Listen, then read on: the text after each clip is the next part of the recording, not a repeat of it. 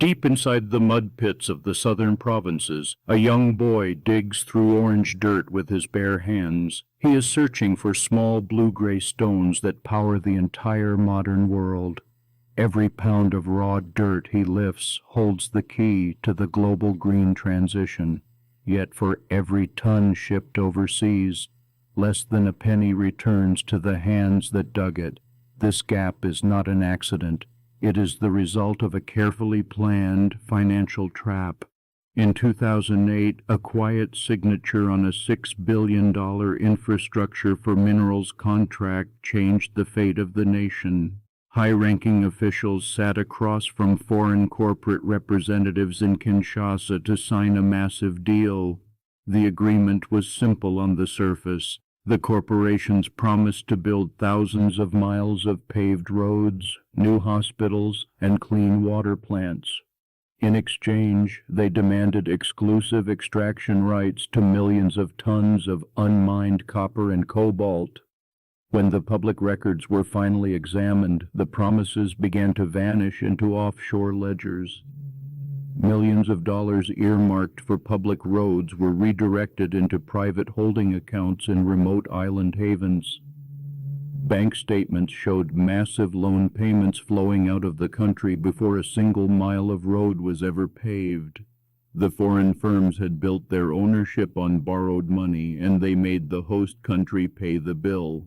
The goal of this deal was never to build modern cities or help local workers. The real strategy was long-term supply chain monopolization. By locking up the richest mineral deposits on Earth for 30 years, a tiny group of traders secured control over the global market. They bought the raw materials at guaranteed discount rates, far below the real market price, ensuring that no competitor could ever match their costs. While paper wealth moved through foreign financial centers, conditions on the ground remained brutal. Thousands of local workers labored in informal pits without hard hats, boots, or safety gear. Mine collapse was a daily risk, and chemical runoff turned local rivers toxic. Families lived next to giant piles of waste rock while foreign corporations carried away billions of dollars in raw wealth every single quarter. Thousands of miles away in Zurich and London, elite traders watched live price tickers on glowing screens. They did not care about the mud or the danger in the mines. They cared about off-take contracts that gave them total control over physical shipments. With a few keystrokes, these traders could withhold cargo from the market, driving prices sky high, or flood the market to crush independent mining operators who refused to cooperate. From the dusty mining towns, heavy trucks carry raw ore across thousands of miles of rough dirt roads toward the port of Matadi. Giant container ships wait at the docks to haul the crushed rock across oceans to specialized refining plants overseas. Over 80% of the world's raw cobalt follows this exact path. If one link in this maritime transport chain breaks, the assembly lines for global tech giants come to a complete standstill. State-backed enterprises recognized the strategic power of this supply route decades ago. By funding infrastructure projects across Africa, state lenders secured early access to critical battery metals. Today, foreign state-owned firms control more than half of the major industrial concessions in the Democratic Republic of Congo. This control gives them unmatched leverage over Western car companies rushing to build clean transportation fleets. Market data reveals strange patterns in cobalt pricing that do not match real supply and demand. Even during periods when mines produced record amounts of ore, spot market prices rose sharply without warning. Internal trade logs show that major trading hubs were holding vast stocks of refined metal inside private warehouses. By keeping metal off the open market, cartel leaders created artificial shortages to boost their profit margins. The local state mining enterprise was tied up in structural debt traps designed to keep it weak.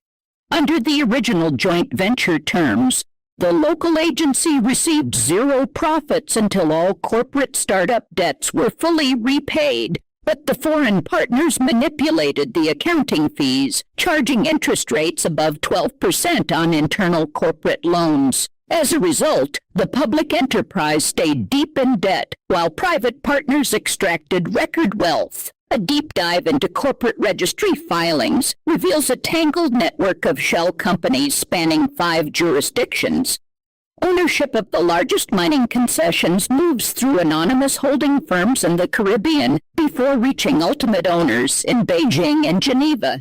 These complex corporate layers were built to hide royalty payments, evade local taxes, and prevent public audits from uncovering who actually profits from the land.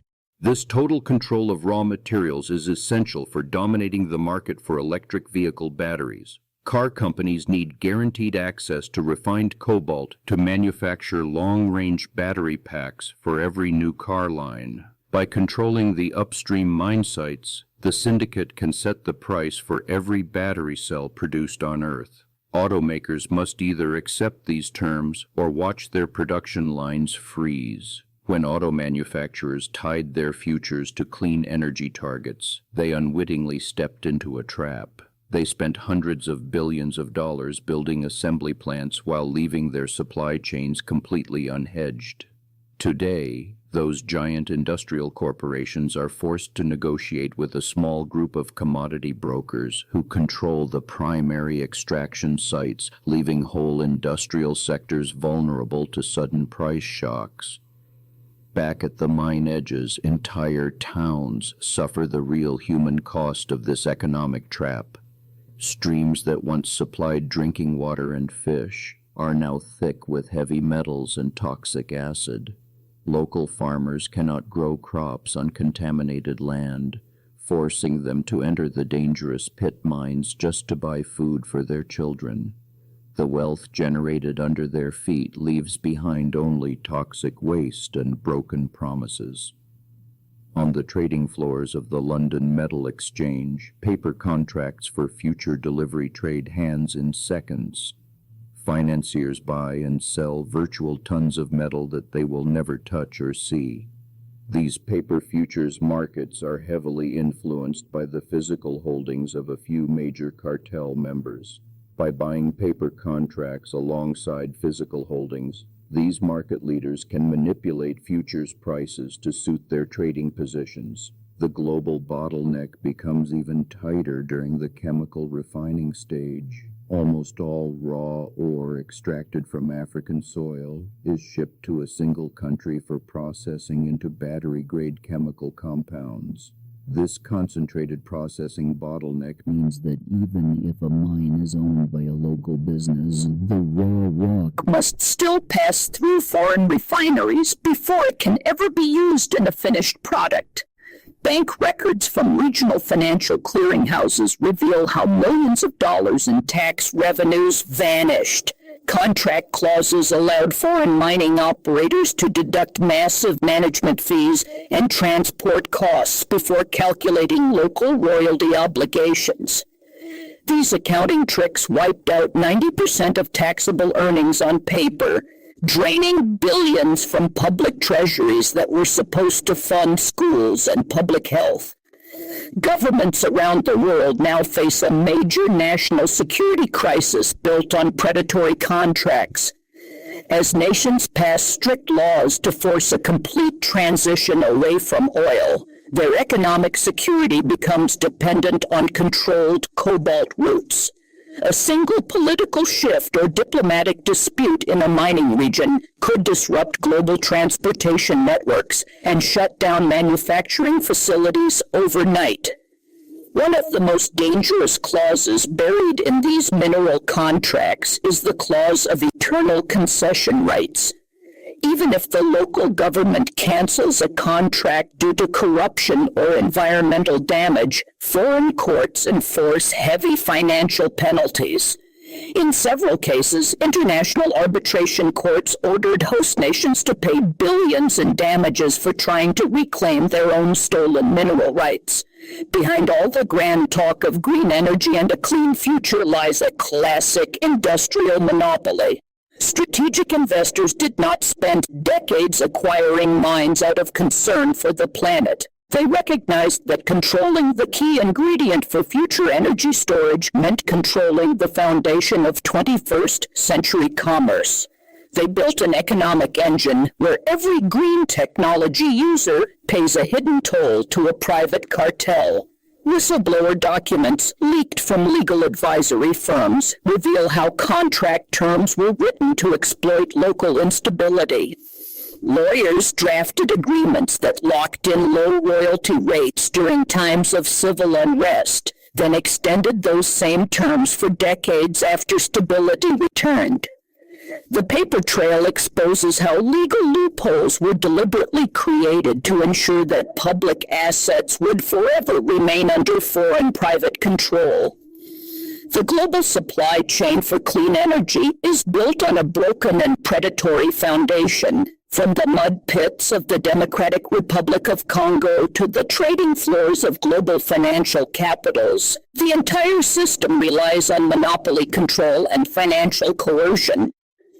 Until these predatory contracts are open to public scrutiny and fair market rules, the high-tech future will remain captive to the hidden forces that control the dirt beneath our feet.